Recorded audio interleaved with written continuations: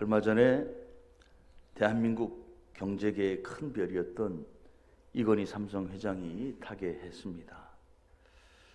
삼성을 세계적인 기업으로 키워낸 인물로 우리는 평가할 수 있습니다.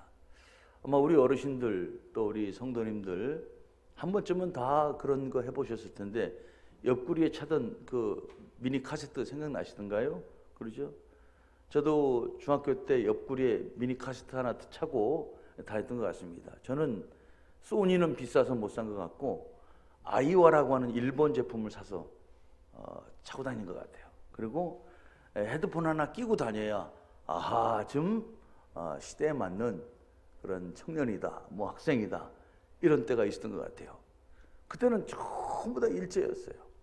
전부 다 일제. 그런데 얼마 지나서 삼성에서 정말 마이마이라고 하는 미니 카세트가 나왔는데 우리가 생각해도 좀 열악했어요. 그러죠? 좀 조잡하다고 하긴 좀 뭐하지만 아무튼 비교하면 뭐 크기부터 또 디자인부터 뭐 비교가 안 될 만큼 그런 것이었어요. 그래도 또 일제를 사지 못하는 사람들은 그걸 사가지고 이렇게 끼고 다니면서 음악을 들었던 그런 때가 있습니다. 이 삼성이 처음부터 잘 나갔던 것은 아니라고 그래요. 처음부터 그렇게 삼성이 세계적인 기업은 아니었던 거죠. 한 번은 이건희 회장이 미국을 방문해서 백화점을 들르게 되었다고 합니다. 그런데 거기서 충격을 받았다는 거예요. 그래도 삼성, 대한민국에서 제일 가는 전자 기업으로 제품을 만들었어. 그리고 수출까지, 당당히 수출까지 해서 또 미국까지 수출까지 해서 정말 들뜬 마음으로 백화점을 딱 갔는데 보이지가 않더래요. 삼성 제품이. 그래서 알아봤더니 삼성 제품은 저기 2류도 아니고 3류 이하의 것이라 해서 저 구석에 처박아 놓고 혹여 누가 돈이 부족하거나 혹여 누가 그것을 찾으면 꺼내주는 정도, 그 정도의 아주 하급 물건으로 취급을 하더라라고 하는 거죠.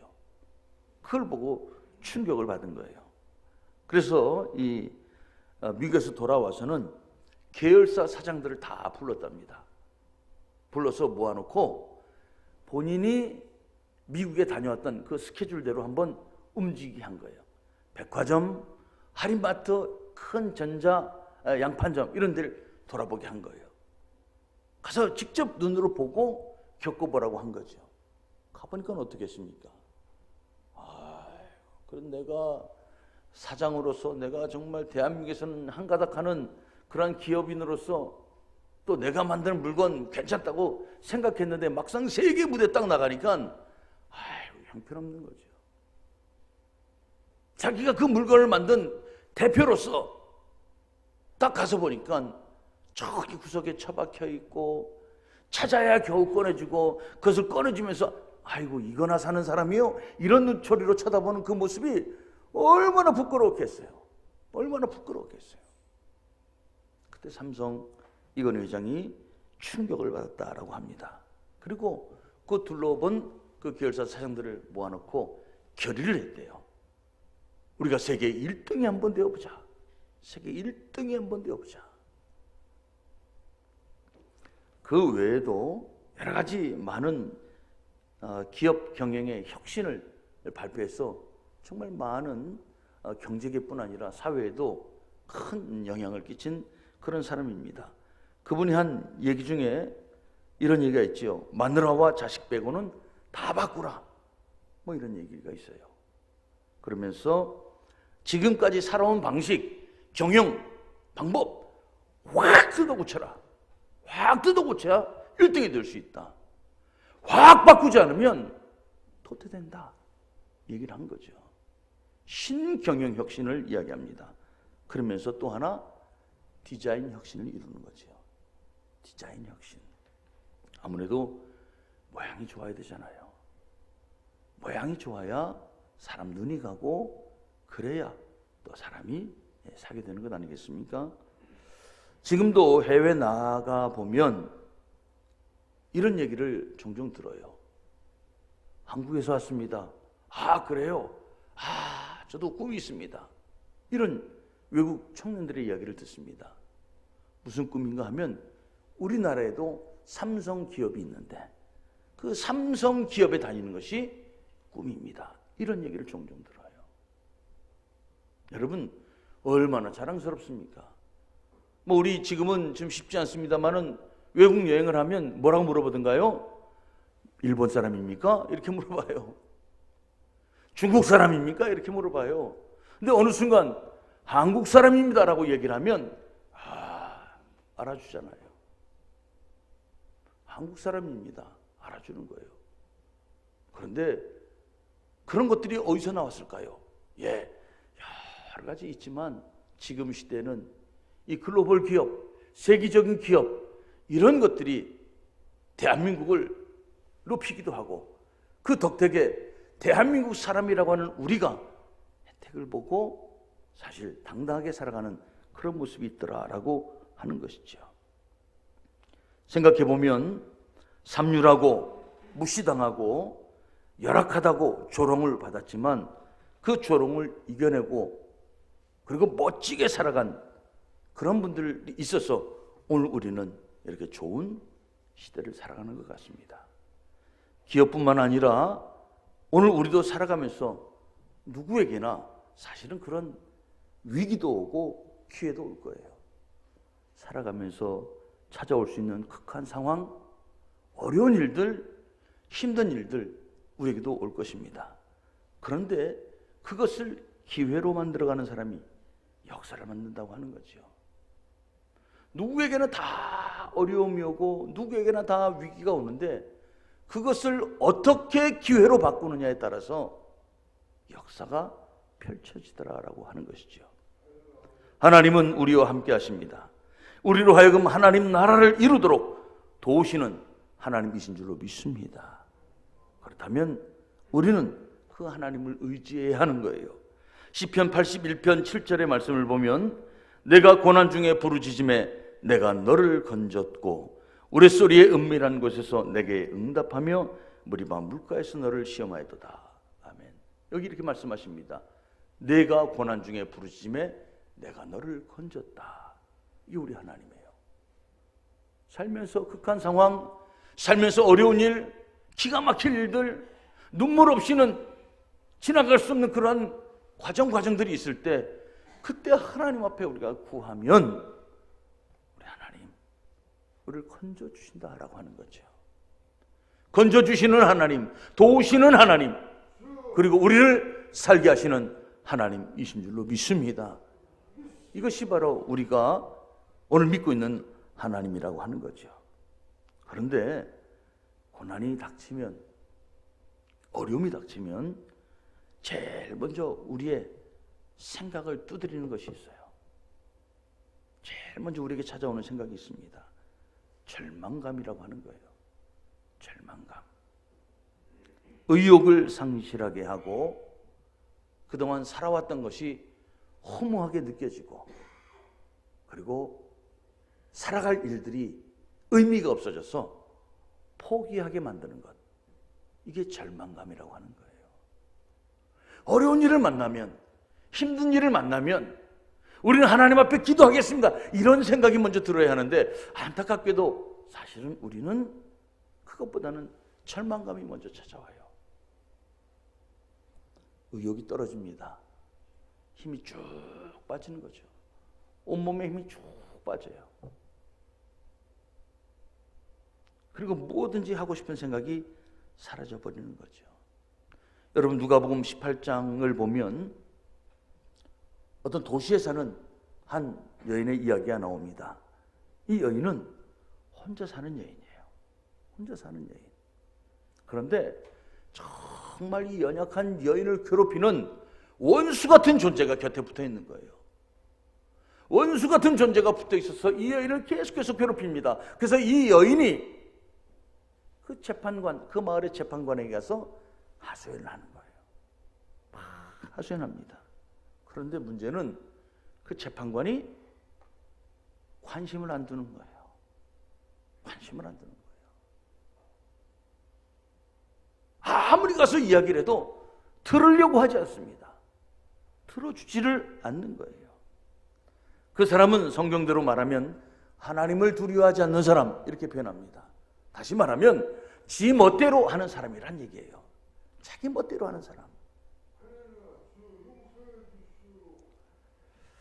자기보다 약한 사람은 무시합니다. 자기보다 힘없는 사람은 무시합니다. 그러니까 어떻게 해요? 이 힘없는 여인, 이 여인의 얘기를 들으려고 하지 않는 것이죠. 여러분, 이럴 때 느끼는 것이 바로 절망감이라고 하는 거예요. 나는 힘도 없고 백도 없고 능력도 없고 아이고 운도 없으니 더 이상 하소연해봐야 무슨 소용이 있겠어. 이런 생각이 들어올 수 있는 거예요.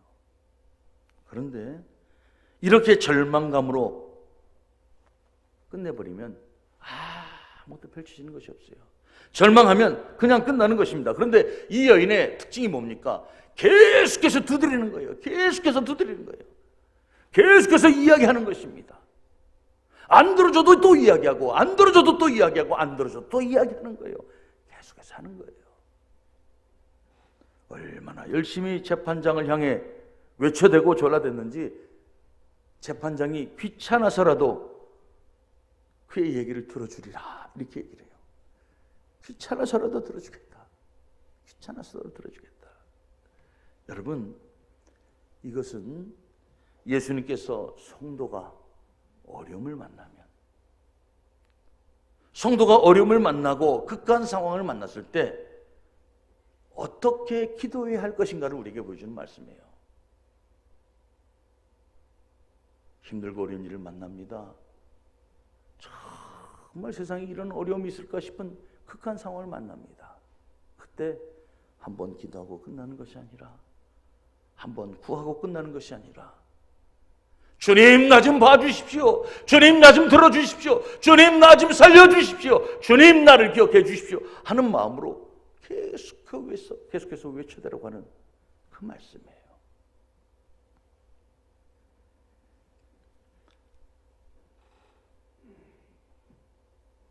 우리는 구하고 찾고 두드릴 때 일을 이룰 수 있습니다. 그런데 될 듯 하다가도 안 되는 경우가 있는데, 그것을 가만히 들여다보면 어느 순간 귀찮아서 조금씩 물러서다 보면 될 듯 하는 그 고비를 못 넘어가는 거죠. 될 듯 하는 그 고비를 못 넘어가는 거예요. 오늘 말씀은 이겁니다. 선지자의 제자들이 거처가 좁아서 그 사는 곳을 넓히려고 집을 짓는 거죠. 그런데 도끼를 빌려다가 거기에 필요한 제목을 만드는데 그만 도끼가 물에 빠져버린 거죠. 그런데 선지자 엘리사의 기적으로 잃었던 도끼를 되찾는 내용, 이것이 바로 오늘 본문의 말씀입니다. 이 말씀을 통해서 주님은 우리에게 무엇을 말씀하시는가 함께 살펴보고자 하는 것입니다. 여러분, 3절의 말씀을 한번 같이 보도록 하겠습니다. 같이 읽어볼까요? 시작. 그 하나가 이르되 청하건대 당신도 종들과 함께 하소서 하니 엘리사가 이르되 내가 가리라 하고. 아멘. 저는 이 말씀을 읽으면서 이게 굉장히 어려웠어요. 제자들이 나무 베러 가는데 선생님 우리랑 같이 가시오, 이렇게 얘기를 하는 거예요. 우리 정서 같으면 선생님 집에 계십시오. 저들이 나무에 오겠습니다. 나무를 제목을 만들어 오겠습니다. 이럴 텐데 선생님 우리랑 같이 가시죠, 그렇게 얘기를 하는 거예요. 그랬더니 엘리사가 이렇게 말합니다. 가자. 그러고 가는 거예요. 이게 무슨 내용일까? 굉장히 오래도록 묵상했어요. 정말 오래도록 묵상했어요. 가만히 생각해보니까 이런 거였어요. 선지자의 제자들은 자기들의 거처를 넓히고자 합니다. 자기들의 살집을 넓히고자 하는 거예요. 그래서 거기에 필요한 나무를 얻으려고 요단 강가로 가는 거예요. 그런데 그 중에 제자 하나가 선생님 같이 가시죠 말하는 것이죠. 이거죠. 우리는 우리의 문제 때문에, 우리의 일 때문에, 우리의 필요에 의해서 주님 앞에 구하는데, 주님 앞에 요청하는데, 주님께서는 나랑 상관없어 이렇게 말씀하지 않고, 그래 내가 필요해? 그럼 가주지 이 얘기를 하시는 거예요.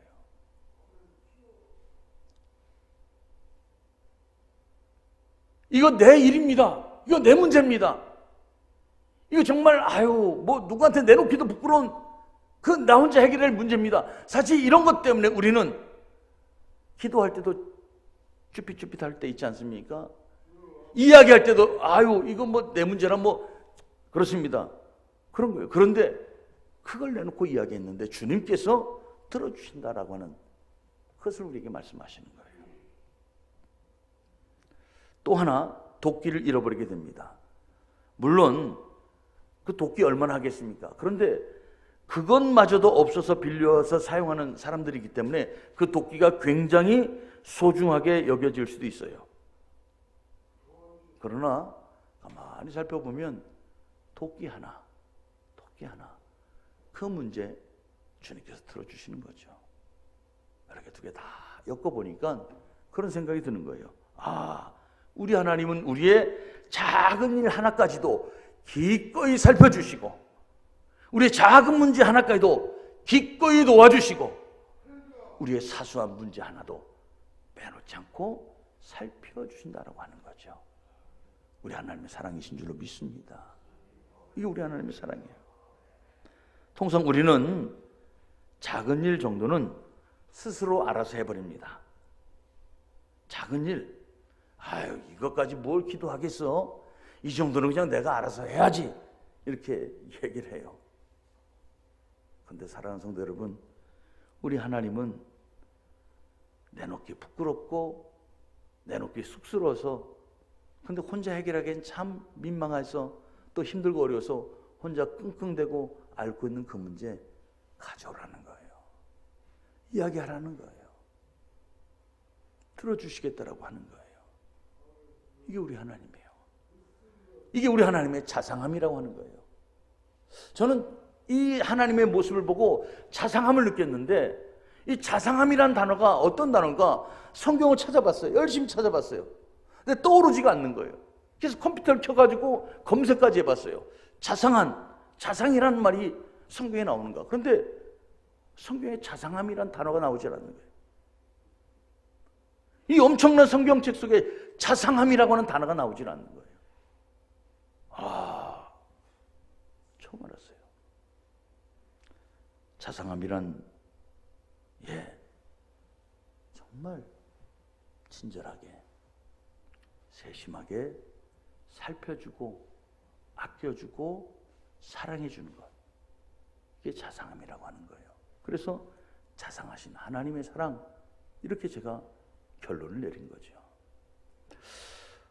이것이 우리 그리스도인들의 성품이 되어야 할 텐데, 지난주에도 제가 말씀드렸습니다. 하나님의 나라를 위해서, 우리가 복음을 위해서 우리가 가져야 할 중요한 덕목 중에 하나, 우리의 인격이 성숙해져야 한다고 말씀드렸는데, 그 중에 하나가 이 자상함이라고 하는 거예요. 이 생각이 확 드는 거예요. 근데 스스로 저를 향해 돌아보니까 저는 자상함하고는 조금 거리가 있는 것 같아요. 저는 사실 솔직히 고백합니다. 부끄러운 고백입니다. 자상한 스타일은 못 되는 것 같아요. 그런데 내 주변에 자상한 분이 있었다면 누가 있을까 생각을 했는데, 제가 군에 있을 때 종교가 달랐는데, 그런데 참 자상했던 분이 떠오르는 거예요. 그분은 별이 셋이었습니다. 저는 중령이었고. 그런데 이분이 겉으로는 굉장히 일도 빡세게 시키고 정말 엄해요. 그런데 개인적으로 만나면 참 자상했어요. 제가 왜 이분을 이렇게 말씀하는가 하면, 이분이 저에게 준 특별한 배려가 있었기 때문에 그래요. 여러분, 군대에 갔다 오신 분들은 아실 거예요. 여러분, 남편들이 아내에게 기쁨을 줄 수 있는 것 중에 하나가 뭘까요? 돈이에요, 돈. 그러죠? 현금을 이만큼 갖다 주면 만병통치약이라고 누가 얘기를 하더라고요. 만병통치약. 현금이다 그래요. 군대에서 병사들에게 만병통치약은 뭘까요? 휴가증이에요, 휴가증. 휴가증. 근데 휴가는 정해져 있잖아요. 갈 수 있는 날이 정해져 있어요. 근데 그거보다 더 갈 수 있는 방법은 포상 휴가를 받는 거예요.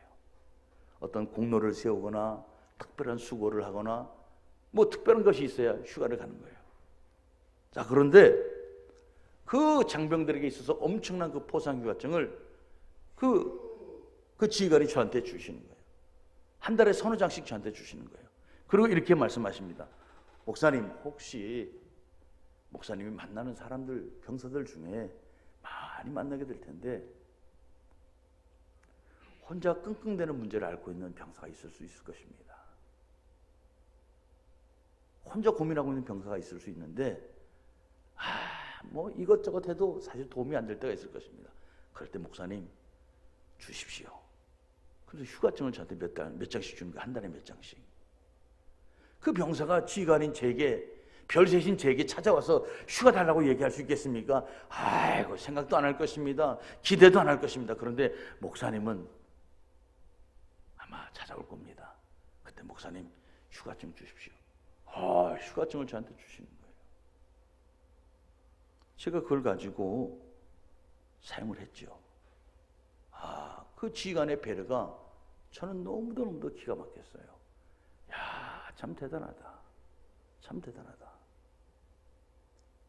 혹여 이 수많은 병사들 중에 혹여 혼자 말없이 끙끙대고 혼자 고민하고 혼자 힘들어하고 혼자 어려워하는 사람이 있다면 그 사람마저도 생각해주는 저 마음. 근데 본인이 할 수 없으니 누군가를 통해서라도 살피고 돌보고 배려해 주려고 한 저 마음.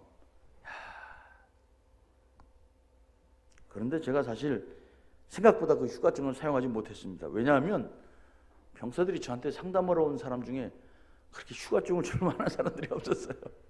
그게 많이 못 줬어요. 제가 그 부대를 떠날 때는 제 책상에 꽤 많이 남겨놓고 후임 목사님에게 물려줬던 것 같아요. 사랑하는 성도 여러분, 하나님 어떤 분이실까요? 오늘 성경은 우리에게 말씀하십니다. 하나님은 자상하신 하나님이시다. 우리의 자그마한 문제, 내가 혼자 고민할 수 있는 그 문제까지도 다 듣기를 원하시고 도와주기를 원하시고 그렇게 해결해 주기를 원하신다는 거죠. 우리 하나님의 사랑이 우리 가운데 충만하기를 주의 이름으로 축복합니다.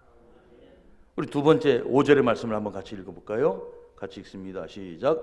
한 사람이 나무를 벨 때 쇠도끼가 물에 떨어진지라. 이에 외쳐 이르되 내 주여 이는 빌려온 것이니이다 하니. 아멘. 빌려온 도끼가 물에 빠져버렸어요. 도끼는 뭘까요? 오늘 자기가 해야 될 일에 절대적인 능력이 되는 것이 바로 도끼예요. 나무를 베는데 도끼가 없으면 능력을 발휘할 수가 없는 거예요. 그러니까 도끼가 곧 능력이 되는 것입니다. 그런데 도끼가 물에 빠져버렸어요. 능력을 잃어버린 거죠. 이 일을 해결해야 하는 능력을 상실한 것입니다. 얼마나 기가 막힐까요? 뭘 해야 되는데 능력이 없어요.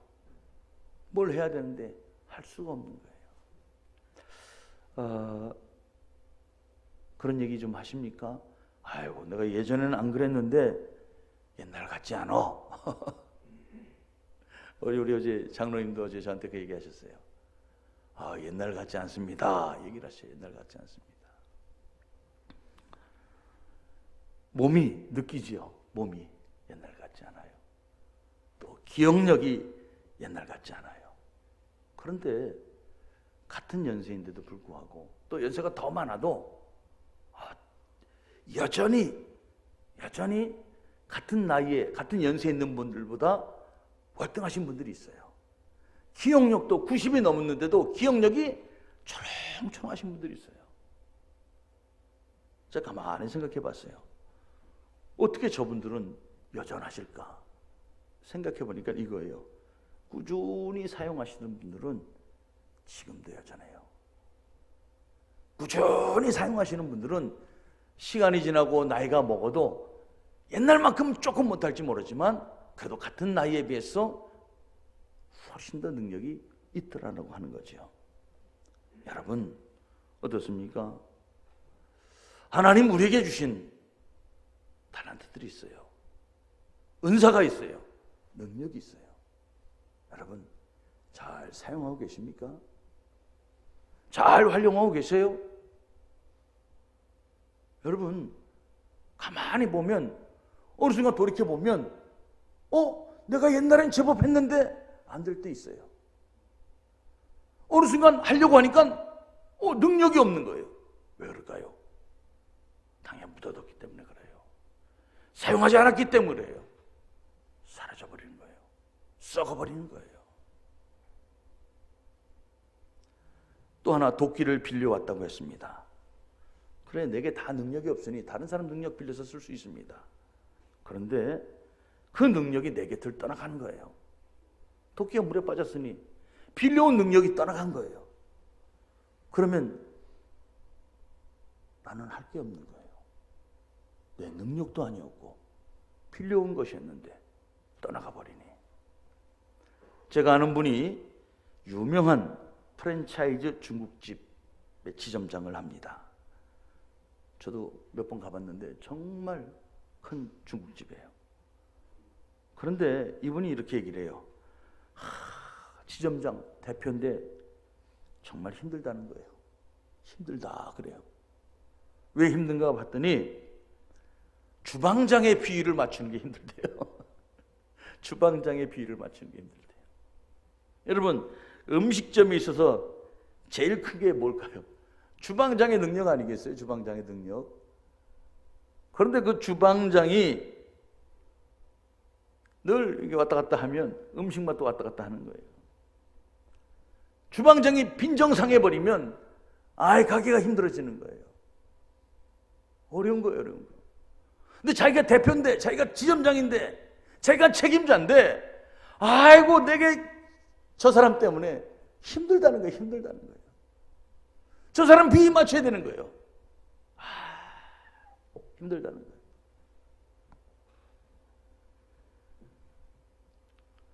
그 사람의 상태에 따라서 내가 달라지는 거예요. 그 사람이 어떠냐에 따라서 내가 막 휘둘리는 거예요. 여러분 도끼를 빌려왔는데 다시 말하면 남의 능력으로 살아가려고 합니다. 남의 능력으로 해결하려고 합니다. 그러니까 얼마나 힘이 들겠어요. 얼마나 힘이 들겠어요. 그 능력마저 내 곁을 떠나갑니다. 막막한 거예요. 그러므로 우리가 기억해야 할 것이 있습니다. 성도는 하나님 주신 이 자기의 관리, 자기 관리가 꼭 필요한 거예요. 여러분 성도가 세상 사람들과 다른 것이 있다면 그것이 바로 경건의 능력입니다. 경건이라 하면 헛된 생각을 버리고 오로지 하나님을 바라보고 하나님께 맡기는 겁니다. 마음을 맡기고 태도를 맡기고 방향을 맡기고 방법을 맡기고 그리고 하나님의 말씀에 의지하여 살아가려고 하는 것, 이게 경건이에요.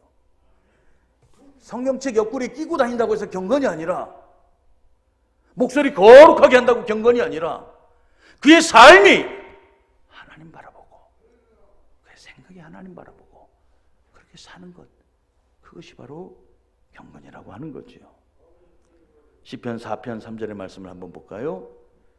여호와께서 자기를 위하여 경건한 자를 택하신 줄 너희가 알지어다. 내가 부를 때 여호와께서 들으시리로다. 아멘. 하나님께서는 경건한 자를 택하십니다. 그리고 그가 기도할 때 들어주시는 거예요. 그러므로 성도가 세상 사람과 다른 것은 경건함을 유지할 때 하나님의 도움으로 살아가기 때문에, 하나님의 능력으로 살아가기 때문에 이것이 성도가 세상 사람과 다른 거예요. 세상 사람과 똑같으면 성도라고 말할 수 없죠. 세상의 방법과 똑같이 살아간다고 하면 그런 성도의 삶이라고 말할 수가 없겠지요. 성도는 경건의 능력이 있어야 하는 거예요. 디모데후서 3장 5절의 말씀입니다. 경건의 모양은 있으나 경건의 능력은 부인하니 이 같은 자들에게서 내가 돌아서라. 아멘. 여러분 기억하십시오. 경건의 자리, 경건의 모습, 경건의 능력을 부정하고 떠나게 하고 외면하려고 하는 그런 자리가 있다면 돌아서라고 하는 거예요. 경건함을 지키는 것, 이게 성도가 이 험한 세상을 살아가는 비결입니다. 거기에 하나님의 도우심이 있기 때문에 그런 거죠. 계속해서 우리 6절, 7절의 말씀을 보겠습니다. 같이 읽습니다. 하나님이 사람이 이르되 어디 빠졌느냐 하매 그곳을 보이는지라. 엘리사가 나뭇가지를 베어 물에 던져 쇠도끼를 떠오르게 하고 이르되 너는 그것을 잡으라 하니 그 사람이 손을 내밀어 그것을 잡으니라. 아멘. 엘리사가 도끼가 빠진 곳에 나뭇가지를 베어 물에 던집니다. 그러자 도끼가 떠오릅니다. 이 사람이 도끼를 찾는 내용입니다. 여러분, 이 얘기를 딱 보면 아마 느끼실 거예요. 아, 나뭇가지 우리 예수님의 십자가구나. 우리 예수님의 십자가.